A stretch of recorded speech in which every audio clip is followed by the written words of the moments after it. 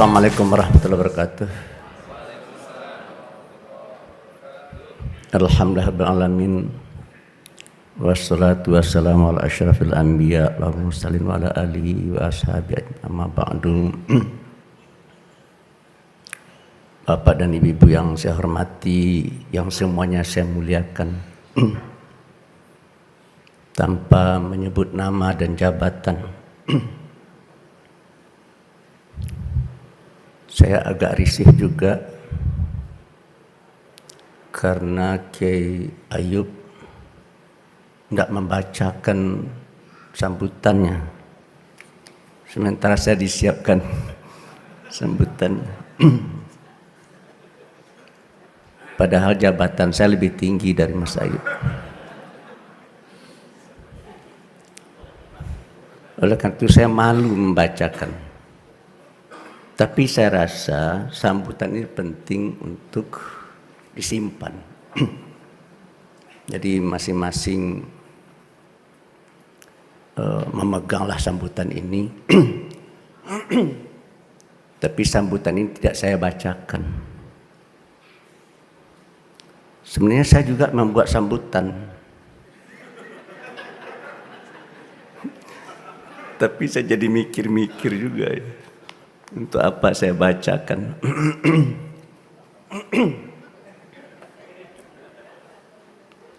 Cuma yang terpikir oleh saya begini ya.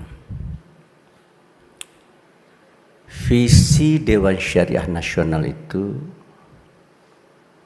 adalah memajukan ekonomi syariah dan mensyariahkan ekonomi masyarakat.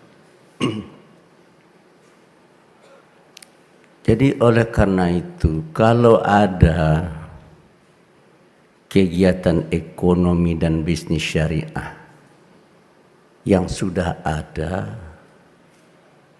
ya harus kita dukung, harus kita usahakan untuk supaya lebih maju lagi. Tetapi untuk memajukan ekonomi yang sudah syariah itu ternyata juga tidak mudah. Kenapa saya katakan tidak mudah? Karena teman-teman kita sendiri juga menyatakan perbankan syariah yang kita katakan syariah itu juga tidak syariah. Asuransi syariah yang kita katakan asuransi syariah itu menurut mereka juga tidak syariah. Jadi terus terang ya, kita bingung juga. Kita ingin memajukan ekonomi syariah, kita ingin memajukan ekonomi Islam, tapi di kalangan kita juga banyak yang nggak setuju, gitu. Bahkan ada yang menyatakan, untuk apa ada itu ekonomi syariah? Untuk apa itu ada perbankan syariah? Bahkan bank syariah, bahkan bank konvensional itu lebih baik daripada bank syariah. Tuh. Apalagi bank syariah itu kata mereka lebih kapitalistik daripada bank konvensional. Jadi saya ingat kata-kata dari Muhammad Abduh ya. Al-Islam mahjubun bil muslimin. Yang namanya Islam itu sinarnya itu tertutup itu oleh kita sendiri. Yang pertama, yang kedua saya lihat juga ya, ketika kita bicara ekonomi syariah, ternyata yang lebih serius berekonomi syariah dan berbisnis syariah itu orang yang agamanya nggak sama dengan kita. Maaf ini, sebagian besar di sini itu bekerjanya di perusahaan-perusahaan, di bank-bank, atau di asuransi-asuransi yang bukan milik orang Islam. Jadi kita-kita ini adalah orang yang mendukung ekonomi dan bisnis orang yang tidak seiman dan sekeyakinan dengan kita.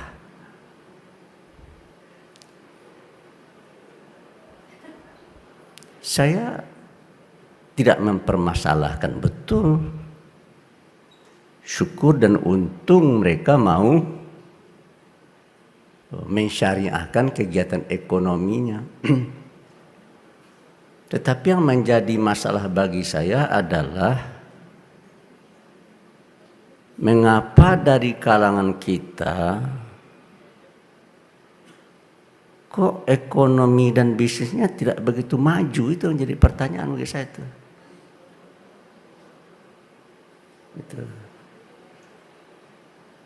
Mengapa kok mereka yang lebih maju?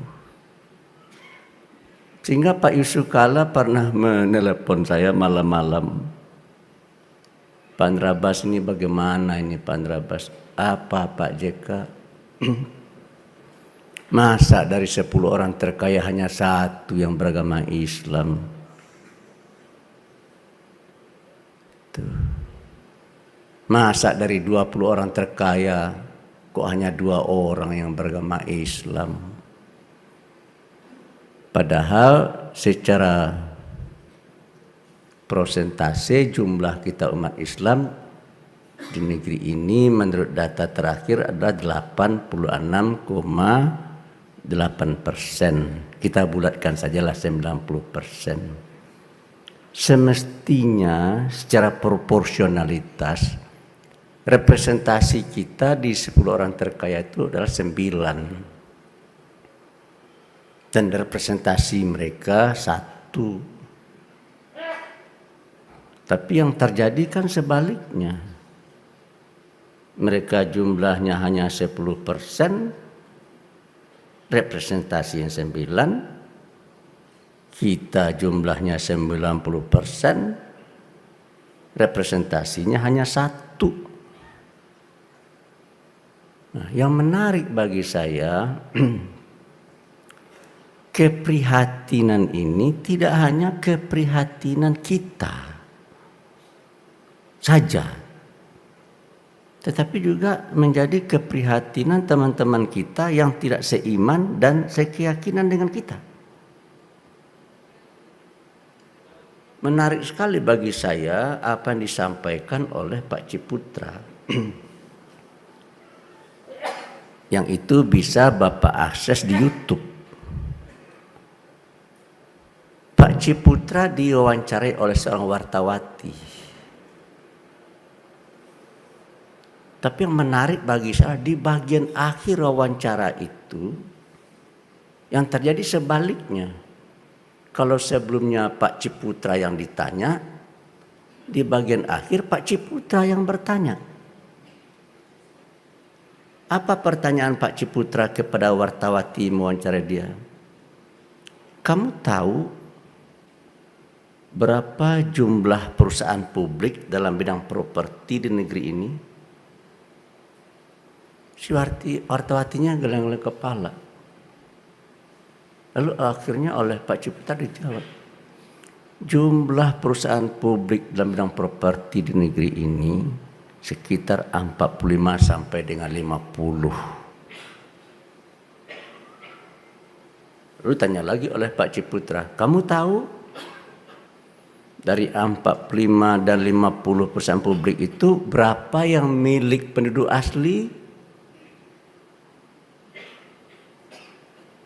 Itu wartawatinya nggeleng juga dia. Lalu dijawab lagi oleh Pak Ciputra. Dari 45 dan 50 perusahaan publik dan bidang properti itu yang milik dari penduduk asli hanya 1. Dan kalau 1 itu kita anggap dari kalangan kita umat Islam, berarti persentase kita dalam dunia properti itu hanya 2%. Jumlah kita 90%, kontribusi kita dalam bidang properti hanya 2%. Lalu si wartawati nanya, Pak Ciputra, itu kenapa bisa terjadi hal yang seperti itu? Kata Ciputra, karena penduduk asli itu tidak ada yang menjadi entrepreneur. Gitu. Kalau tidak ada yang jadi entrepreneur, itu artinya adalah karena penduduk asli itu lebih senang jadi pegawai negeri dan jadi karyawan. Dan yang ada di ruang ini semuanya nyari itu tuh. Yang terima gaji, yang mengharapkan apa tadi tuh? Ujroh. Di samping ajrun ya. Nah, ditanya, kira-kira bagaimana cara mengatasinya itu? Kata Ciputra, untuk mencetak entrepreneur itu diperlukan 3 hal. Yang pertama, adanya keluarga yang mendukung untuk itu. Yang kedua, harus ada lingkungan yang mendukung untuk itu. Dan yang ketiga, harus ada guru yang mendukung untuk terciptanya entrepreneur tersebut. Dan ketiga unsur itu, kata Pak Ciputra, penduduk asli nggak punya. Oleh karena itu, kata Pak Ciputra, saya akan bersurat kepada Pak Jokowi dan Pak Yusuf Kala yang waktu itu masih menjadi wapres. Apa isi surat Bapak? Saya akan meminta sebagian besar dana APBN yang untuk pendidikan itu sebagian besar diperuntukkan bagi mencetak entrepreneur. Entrepreneur yaitu orang yang kalau dia selesai kuliah, dia tidak menenteng-nenteng ijazahnya untuk mencari pekerjaan. Tapi dia akan membuat dan menciptakan pekerjaan sendiri. Jadi kesimpulan saya, nasib kita seperti ini itu adalah dikarenakan dunia pendidikan kita yang sudah kita berlangsungkan selama ini. Dunia pendidikan kita adalah dunia pendidikan yang siap untuk melahirkan lulusan-lulusan pencari kerja. Nah, sementara teman-teman kita dari etnis Cina itu berusaha untuk menciptakan lulusan-lulusan pencipta lapangan kerja. Dan Pak Ciputra melakukan usaha dan upaya sendiri. Dan saya sudah berkunjung ke kampus beliau di Surabaya yang namanya Ciputra University. Itu kampusnya itu memang sengaja dibuat untuk mencetak para entrepreneur. Keprihatinan ini juga tidak hanya kita rasakan. Ketika bertemu dengan Anwar Ibrahim beberapa waktu yang lalu, saya juga menyampaikan hal ini. Anwar Ibrahim juga mengeluh. Ya, karena ekonomi negara mereka juga lebih banyak didominasi oleh warga negara mereka dari keturunan Cina. Dan ketika saya berdialog dengan Pak Mahathir Muhammad, saya tanya sama Pak Mahathir, ketika Bapak mulai menjadi Perdana Menteri, berapa nilai ekonomi yang ada di tangan orang Melayu? Kata beliau 5%. Jumlah orang Melayu di Malaysia itu sekitar 60%, yang non-Melayu 40%. Dan nilai ekonomi yang ada di tangan orang Melayu ketika beliau mulai menjadi Perdana Menteri itu 5%. Saya tanya lagi, ketika Bapak turun dari jabatan Bapak sebagai Perdana Menteri, berapa nilai ekonomi yang ada di tangan orang Melayu? 20%.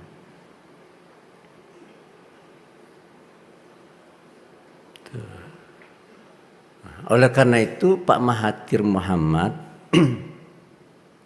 membuat sebuah konsep yang saya terus terang sangat respect. Kata Pak Mahathir, solusinya adalah orang Melayu harus kembali ke bandar. Bandar itu apa bahasa kita itu? Ke kota ya. Artinya orang Melayu harus kembali berbisnis. Karena dulu orang Melayu terkenal sebagai bangsa pedagang. Nah, oleh karena itu bapak-bapak dan ibu-ibu, dalam teorinya yang menjadi penentu di suatu negeri, menurut Profesor Dr. Jeffrey Winters dalam bukunya Oligarki, dan menurut Noam Chomsky dalam bukunya Who Ruled the World, yang menjadi penentu di suatu negeri itu bukan politisi, bukan cendekiawan, bukan pemuka agama, bukan birokrat, bukan budayawan, bukan pendidik, bukan tentara, bukan polisi. Yang menjadi penentu di satu negeri itu, kata beliau, adalah orang yang menguasai sumber daya material di negara tersebut. Dalam bahasa lainnya adalah yang menjadi penentu di suatu negeri itu adalah para pemilik kapital. Siapa yang menjadi pemilik kapital di Amerika? Yahudi. Siapa yang menguasai kapital di negeri kita? Ya nggak ada wajahnya di sini mah. Yaitu saudara-saudara kita dari etnis Cina. Saya tidak ingin mengembangkan sentimen ras. Dan saya tidak ingin mengembangkan sentimen keagamaan. Tapi data dan faktanya menunjukkan memang seperti itu. Nah, oleh karena itu yang terpikir oleh saya, karena saya ini berasal dari Minangkabau. Di Minang itu ada kata-kata yang agak bersifat filosofis. Bunyi itu begini, alan tak kambang jadi guru. Jadi kita ini kalau mau belajar, belajarlah kita dengan siapa saja. Terus ada lagi kata-kata orang arif, utlubul ilma walau bisin. Tuntutlah ilmu meskipun ke negeri Cina. Nah, saya ini karena orang Padang main hitung-hitungan. Kalau saya pergi ke Beijing, berapa ongkos pesawatnya, berapa hotelnya, berapa makannya, berapa biaya transportasinya.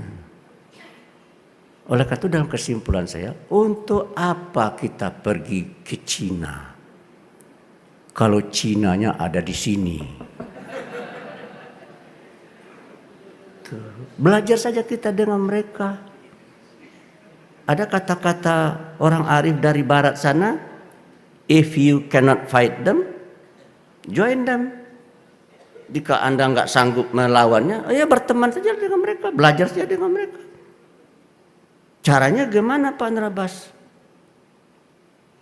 Ya, dalam bahasa yang lebih ringkas, dengan pergunakan ATM saja. ATM itu adalah kependekan dari amati. Amati apa yang mereka lakukan. Kemudian apa lagi? Tiru, modifikasi. Ini ada Profesor Dr. S. Amalia ini sering apa nih? Ya. Gitu ya.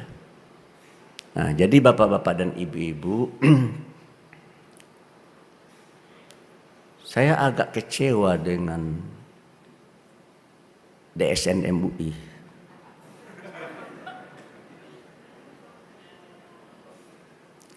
Karena visi DSN MUI itu adalah memajukan ekonomi syariah dan mensyariahkan ekonomi masyarakat.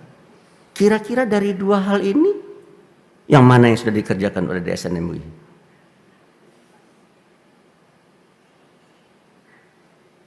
Yang mana? Lebih berat kemana? Yang kedua kan? Mensyariahkan ekonomi masyarakat.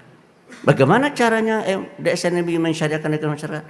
Beliau buat fatwa-fatwa yang akan dijadikan sebagai pedoman dan tuntunan. Tapi pertanyaan saya, bagaimana dengan visi yang pertama? Apa visi yang pertama? Memajukan ekonomi syariah. Artinya adalah bagaimana kita bisa memajukan ekonomi umat kita. Tetapi majunya tidak hanya sekedar maju, tetapi sesuai dengan ketentuan agama Islam. Siapa ketua bidangnya itu Pak Nerabas? Kiai Haji Salahuddin Al-Ayyubi. Siapa atasnya? Anwar Abbas. Jadi saya rasa saya mungkin nanti orang yang paling terakhir masuk surga. Kenapa? Karena banyak sekali pertanyaan-pertanyaan yang akan diajukan kepada saya. Ya, salah satunya itu adalah mengapa Anda tidak bisa memajukan ekonomi umat sehingga umat Anda tidak menjadi penentu di negeri ini. Nah, jadi bapak-bapak, karena saya dibatasi 15 menit ya. Ya terpaksalah saya cukupkan saja sampai di sini. Cuma ini siapa nih Pak Syakir Sula ya. Kita punya MES, Masyarakat Ekonomi Syariah. Kita punya KN EKS.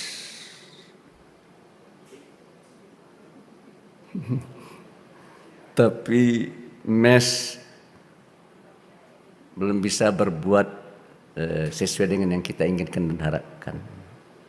KN EKS juga belum. NU juga bisa belum. Muhammadiyah juga belum. Ormas-ormas Islam juga belum. Nah, oleh karena itu saya ingat pesan Ijtima Ulama di Ponorogo.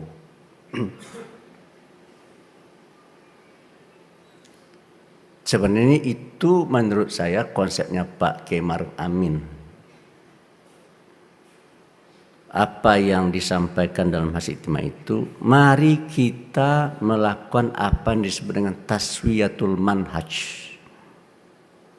Kita samakan manhaj kita samakan visi kita. Seluruh ormas-ormas Islam ini harus sama visinya. Apa salah satu visi kita? Yaitu memajukan ekonomi umat dan mensyariahkan ekonomi umat. Dan silakanlah masing-masing ormas tersebut melakukan aktivitas, tetapi di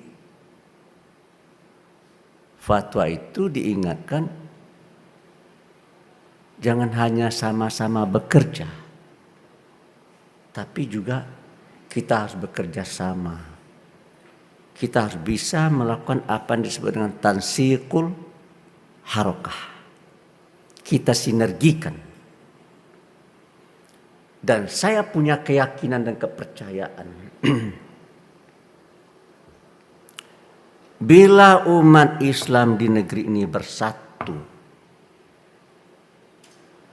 Meskipun dia belum lagi menguasai ekonomi, apalagi kalau dia bisa menguasai ekonomi, maka dia akan menjadi penentu di negeri ini. Timbul pertanyaan, apakah kita sudah menjadi penentu di negeri ini? Saya rasa belum. Kita hanya memilih yang dipilih oleh orang. Kita hanya akan memilih tahun 2024 orang yang sudah dipilih oleh orang lain. Siapa yang mereka pilih? Sepanjang pengetahuan saya, yang mereka pilih, yang mereka tunjuk untuk kita pilih itu adalah orang-orang yang memang sudah ditentukan oleh para pemilik kapital.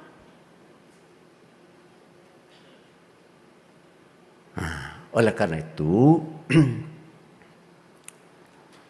saya ingat pesan seorang ayatullah ketika kami berkunjung ke Teheran. Dia bilang begini, umat Islam akan kembali memimpin dunia. Tapi umat Islam yang akan kembali memimpin dunia itu, kata beliau, bukan umat Islam dari Timur Tengah. Bukan umat Islam dari Turki. Bukan umat Islam dari Iran. Yang akan kembali memimpin dunia itu adalah umat Islam dari Indonesia. Dan saya titip pesan satu. Pesan ini yang penting nih. Pak Syakir catat ini ya. Tolong ukhuwah Islamnya antara NU dan Muhammadiyah dijaga. Semestinya ditambah itu.